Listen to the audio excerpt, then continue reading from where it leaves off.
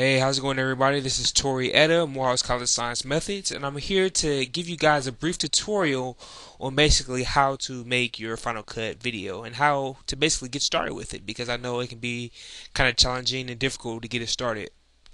First thing that you want to do is you want to go to your Final Cut, which is right here. Should be on the bottom bar. I mean, I'm really a PC person, not really a Mac person, so I don't know what they call this. I think it's called the dock. And okay, this thing instantly pops up, external AV, audio video. Okay, what you need to do is press continue. Then what you want to do is you want to reset your scratch disk. This is basically if you start a project and this is your first time starting a project, you want to be able to save your files to your external hard drive or to your desktop. And as you can see right here, it says set. You want to be able to set this right here, your waveform cache, your thumbnail cache, and your auto save vault right here with these set points. Everything else should be fine here. What you want to do is you want to go to your desktop and create a new folder, which I did for Tori's Final Cut tutorial. So since that's on the desktop, what you want to do is you want to go back here to your set, go to desktop where it's located, click there on your file, and just click choose. Simple as that. Waveform cache, click, choose. Choose. And I really don't have to click it, but it's already chosen, so let's just choose. So all that's set up. And then after all these are the same, as you can see here, you're ready to go. Press OK. Then press continue. And Final Cut is open. Now, there's some key things that. Hey, how's it going again? Once again, it's Tori Eda with Morehouse College Science Methods tutorial Final Cut. Basically, teaching you guys the ins and outs on how to start your Final Cut project for your genetics video. Basically, I've opened up Final Cut Pro by going to the actual dock here, open it up, and basically what you want to do before you start anything, this is you just started your project, you've just done your scratch disk, you've just set your render files and all that kind of stuff to that folder. What you want to do is just to go back right here and click on Final Cut Pro. And if you don't see this toolbar up here, because sometimes I do confuse myself as well. Or say for instance if I click on, where's the finder over here? I don't know where this stuff is at. Okay, say for instance if I click on this and then I click back on, yeah, you want to make sure that this says Final Cut Pro up here first. So then you click on your Final Cut Pro, and then what you want to do is you want to click on that and go to System Settings.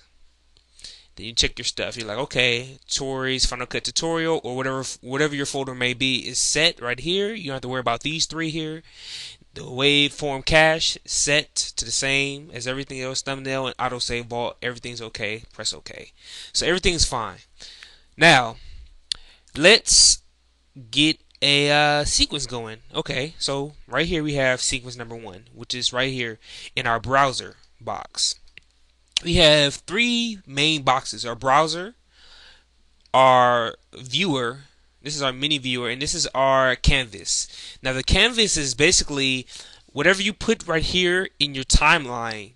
It's going to show an accurate representation of what everything's going to be looking like together. Whenever you have your pictures or your backgrounds, it's going to show everything together here in your Final Cut project right here. And you want to be able to look at this to see how everything's going.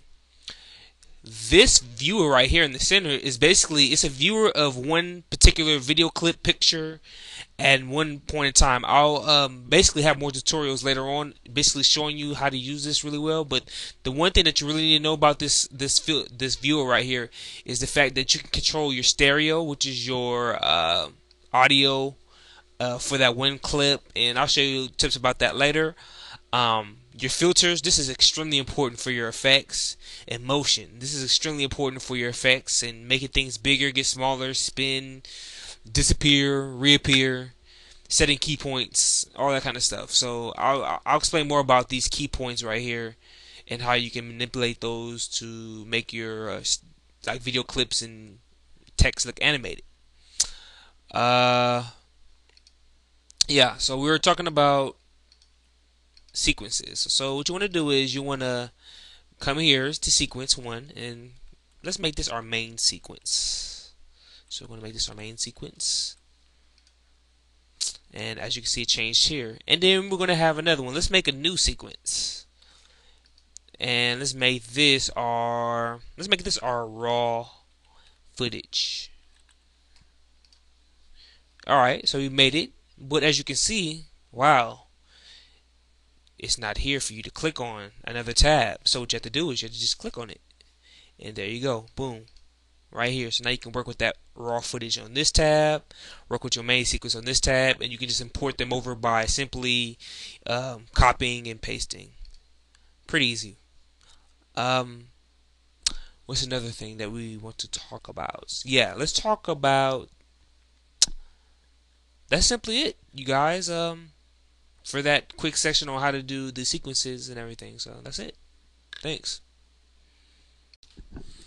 Hey, how's it going? It's Tori once again. Morehouse College Science Method is basically teaching you guys how to, in this video clip or clip that you're going to see, basically teaching you how to actually get your videos and import them into your Final Cut project. The first thing that you want to start off by doing is simply going to your browser in which you have your project, or to which you want to, go online and search for your videos per se. This is an excellent website right here. I already have it up. It's called mediacommons.psu.edu. And basically, when you go to this website, it's a website offered by Penn State University, and you wanna, or you can just search up Digital Commons. This one's Media Commons, but it's the same thing. They'll lead you to the same exact website. What you want to do is you want to click on that and go to your free media library. So we clicked on that. It loaded. Scroll down, and you have a variety of pictures and unlimited videos and stuff that you can use. That's not copyrighted or anything like that, or the stuff has expired. There's no licensing on it, so it's safe for you to use without you getting in trouble by the authorities and getting arrested or anything like that. But you want to go right here. So let's click on this one. It says stock footage. Basically this is lab, so this is basically lab stock footage. Let's click on this. This WGBH lab. Let's click on that. Slow this up. Internet's going kind of slow. There we go. And let's just click on some random video. There's JFK. Let's click on this. This is JFK. That seems pretty cool. Okay. And there's a little clip right here. Candy nomination at the convention. 52 seconds. Easy. You can just download it. Alright, so it's there. Right there. It's an MOV file. It's quick. That means it's a QuickTime file. Where is this file at? Yeah, sometimes when you download these files, you want to make sure that, as you can see what I did right here, I was trying to figure out where this file went. So what I did is I just right clicked it and show in Finder, and it shows me where it's at in the Finder. And so it's right here under download. So what you want to do is you want to take this, go to your desktop, and you're holding the left button or the left mouse button the whole time. You're not letting go, and you want to drag it into your folder that you have all your stuff in. And I should have created a folder here for videos, so I'm just going to just pop it in here for right now. And basically this is it right here. The Kennedy assassination folder or video clip. So it's right there. So let's close this out. We can minimize this. We don't need it now. And basically what you want to do is you can go to your Finder or wherever you just place it in and just simply drag it over here into your browser, as you can see right here. And then from that point, once it's in your browser, you can drag it into your sequence or whatever sequence it is that you may be working on. One key thing to notice is these arrows. See, if you notice, there's a forward arrow facing the right direction and an arrow facing down. And if you notice that by moving up and down, if you can see, I don't know if you can see that bar. There's a bar here. and there's a bigger section right here. Whenever you have this down arrow, it's going to place it exactly in that spot. Whatever's there, it's going to just mask it and go over it. If it's a forward arrow like this, it's going to fill in that spot, but whatever was next to it is going to push it over. I'll explain that more to you on the next video. But basically what you want to do is you want to take your video, have a down arrow, and put it into the clip like this, or put it into your sequence. Press yes on that, and as you can see, there's a red bar over it. That means that it's unrendered. But as you can see, you can see, if you move this thing, you can see it over here in your canvas. You can see it over here in your canvas. The video would actually have there first, and this is it right here. I'll explain more to you on the next video. Hey, how's it going, everybody? It's Tori Eda once again with you from Morehouse College Science Methods, teaching you guys how to edit your videos for your genetics lab project. Right here, what we have right here is a sequence, and we have our video clip in here from the last time we spoke, or I taught you about how to actually edit your sequences and how to actually add your sequences raw footage in your main sequence. Our video clip is inside. We imported it in and put it into our browser, and we dragged it from the browser into our actual timeline. Now it's in the timeline. As you can see, there's two red bars. The one on the top is not red, but the one on the bottom is. The one on the bottom is red because that means that the audio isn't rendered. The one on the top isn't red because that means that the video is rendered. It's playable. Now, by clicking the space bar, as you can see, if you click the space bar, it actually plays the clip, but you don't hear any volume or any sound because the actual sound isn't rendered yet. So what you want to do is you want to go click on it, right? Or click on the video, and you want to press Apple R. That's a shortcut for rendering the audio. And now everything should be able to play through smoothly. Now when I press the space bar, you should be able to hear it. So it's pretty good. Now we have this clip right here. Say for instance, if you wanted to put, or see how it's really long right here. Maybe we want to cut it. What we can go to is right here is our cut tool, which is this blade here. And as you can see, it's a razor blade tool here. You can go here, click on it, or you can press simply B. So I press B, and say if I want to cut it here at the 10 minutes and 8 second. 1 minute 8 second mark. Cut it right there. Then you go back to here, your toolbar, to change it back into your selection tool by clicking A. It's back to your selection tool. And now you've cut it. So now you're able to manipulate this any way you want to. So now that's cut. Now you can get rid of this if you want. Now we have this clip right here. It's cut, and say for instance if you want to add some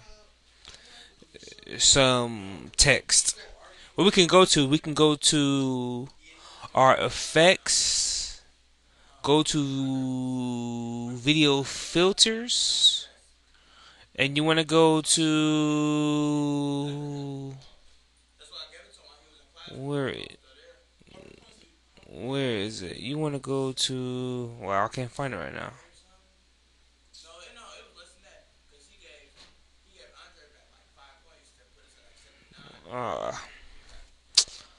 Okay. Hey, how's it going? Once again, it's Tori Eda from Morehouse College Science Methods, and I'm going to be showing you guys today how to actually put text and other video clips layered on top of your video that you already have in your timeline. What we have right here, as you can see, we already have our Kennedy clip right here. It's already been rendered from the last video that we made. Now, I've already imported another video in, and I'm going to just go ahead and place it on top. Now there's a very important thing. You see how you have these forward arrows and these down arrows. Whenever you have these down arrows, the actual video is just going to be placed on top of wherever you want to go. So say if I wanted to put it here, it's going to go on top directly right over that clip. Now one thing to note about Final Cut is that whenever you put videos over one another, the video that's on the top is going to show over the video that's on the bottom. You're not going to see the video on the bottom. Now, say for instance, if I want to, let's go ahead and undo that. Let's go. Okay. Undo that. Now, say for instance, if I want to go down and do the little forward arrow, what it's going to do is it's going to push the Kennedy clip over as I put it in. So watch this carefully. See, forward arrow right there.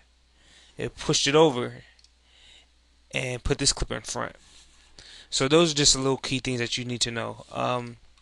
As far as adding your text, say for instance if you want to add some text, what you want to do is you want to go to your video generators. What I like to do, there's this little icon here for your video generators. I like to go here to just instantly the text, or you can go to your effects tab up here at the browser, whatever your preference is, and go to video generators and text. And this one has the same option, but seems right here is a little bit quicker to me. I mean, just choose what you like. You can go to text and click on text or any one of these, but let's do outline text. That's pretty cool to have. Now you have this outline text right here, and we want to go to change the actual wording. Hold on, let's go to fit right there. Fit to window. Okay. Now as you can see, we have this text right here. You want to change the text. We want to change that from saying simple text. What you want to do is you want to go to filters, controls, I'm sorry, and type whatever. Type whatever. Why is this stuff popping up? Okay, type, let's say Tori's project. Typing skills are horrible. And as you can see, it's changed. And then from that point, what you can do is you can just simply drag this clip, drag it, and say just go to a spot over here, go to here. No, actually go to where you have the arrow and drag it into your browser. And this is your outline clip. You can edit it. Feel free to edit it any way you want. Label it, so you can know what it is yourself by just clicking on it and just changing it. So you can say this is Tori's project text, so you know exactly what that is, and then you can just go ahead and just put it on top of your video. So you have this forward arrow and down arrow. You want to show on top of the video, so you're gonna have the down arrow so it can just go on top, and you just move this to adjust how long you want it to be, so the duration. So as you can see, there's a red here on the top. That means that this part of the video has to be rendered, but as you can see your text over your video in the background. And then it goes away. So you see it, and as soon as you get to here, it goes away because it's not showing anymore. So you have to expand it. So that's how you do that. That's it for your text. Thanks. Bye. Hello again. It's Tori Eda with Morehouse College Science Methods, basically teaching you guys how to edit your video for your genetics project. I'm going to be showing you today how to do the sludging effect and spotlight effect for highlighting certain people and certain words in your video. Let's start by actually going over here to the sludge effect. Now, to get to your sludge effect, what you have to do is you have to go to video generators. Now, there's a tab right here. There's a little quick tab that's called video generators tab. You can click on here and go to your sludge, or you can go to effects or effects here. Just it's your choice, but I like to go here. It's pretty quick. You want to get your sludge, and sometimes when that pops up, it'll pop up here in your viewer, your sludge. Sometimes it'll pop up like this, and you'll try to move it out, and you can't. You end up moving this around. You don't want to do that. What you want to do is you want to actually go to this tab right here and go to image. So it's an image, and you can move it into your actual project. So let's go to projects. It's already here. So let's delete that, and let's put this one in. So now it's here, sludge. Now from this point, we take it from our browser, and now we can put it in our timeline like we always do. Now, as you can see, if we move the timeline over this video, it's actually covering the video. We don't want that. Oh, there's actually something that's showing here. Let's make this a little larger. So you click on it, and you just move this bar up, and you can see it made it larger. Now it's actually covering the video. We don't want that. We want to actually have a spotlight effect. So what you want to do is you want to go to your effects tab bar and go to video filters, I believe. From that point, you want to go to is your matte and go to your mask shape, and you want to drag that onto your sludge right here. So now it's dragged into the sludge. Now what you want to do is you want to go to filters. No, I'm sorry. Click on your video first, or click on the sludge and go to filters. Now from this point you're able to change the shape. Let's say we have an oval. That looks better. Or no, actually, yeah, oval. It looks more like a circle.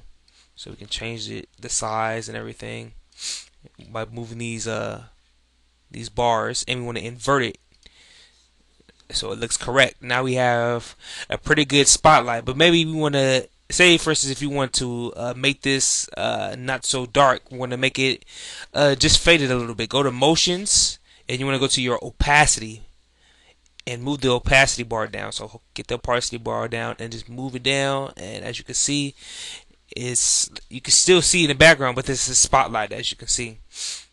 There's other things that you can do to mess with the mask, like the effect around the circle, to actually make it look softer, but we're not worried about that right now. Let's just focus on this. All you have to do is go to mask shape, or mask feather, to do that.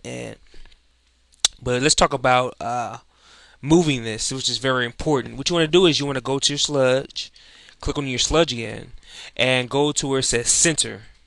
Now let's move it to the beginning of the video. Say for instance, if you want to highlight this person at the beginning of the video clip, you want to go to this plus sign, and as you can see, at that particular point, you can move this thing around any way you want to at the beginning of that video. So say we want to highlight this person right here, we'll move it there. And say for instance, if you want to move the timeline down, you're like, I want to highlight another person. So we press the plus bar again, you pull it, and you can pull it over here to this person. And you just keep doing that until you're actually, I made a very big mistake. Alright, what we have to do is you have to move it back to the beginning. You click your keyframe, which it frames at a certain frame, that point. And then from that point, what you want to do is move your actual spotlight. So now at that point, it's going to be at that point. So when you move your toolbar down, or your actual timeline, you're able to take this bar again, this plus, move it to, let's say, this person right here, and it'll put a keyframe there. So if you go through the video clip and play it, you can see that it moves. So it'll move as the video is going, it'll move to the next person, which is pretty cool. As you can see, it can't play through because you have to render it. But another important thing you need to know, as you can see, is for the sludge, it comes with an audio section as well. What we can do is unlink them. All you gotta do is right click it and go to unlink, or go to here, I'm sorry, and unlink them. It should be unlinked, and delete that, and we're done. That's it. It's Tori Eda with Morehouse College Science Methods, and I'm going to show you guys today how to link and unlink actual video clips, which is very, very important when you're doing your video editing. One thing that you need to know is that you need to be able to apply your cut tool. Now hold on, where is the actual, okay, there it is right here. It's the toolbar here. Now we're applying the cut tool, so we clicked on the blade, or you can simply press B on your shortcut keyboard and go to a place that you want to cut. So say for instance, if we cut here, or say for instance, like, okay, we just cut, and say we want to get rid of that cut. All you gotta do is click on that cut and press, I think it's delete, and it'll fix it. But for right now, let's have that cut there. What you want to do is you want to be able to unlink things. Now, as you can see, is once you click on the Kennedy piece, it's going to take the audio and video together with it. Wherever that video goes, the audio is going to follow and stay perfectly aligned with it. Now, say for instance, if you want to unlink them and just use that video clip and have your voice in the background, what you can do is you can click on Apple L shortcut. Once you do that, you can click on the video and it will unlink themselves. Now they're not linked anymore.